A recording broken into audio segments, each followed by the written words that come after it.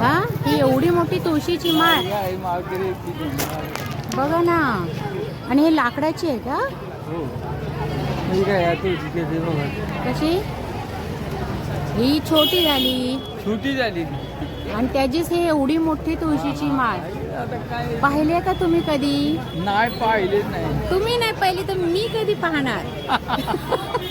बघा ना, मला वाटते कुठल्या मंदिरात द्यायची असते का?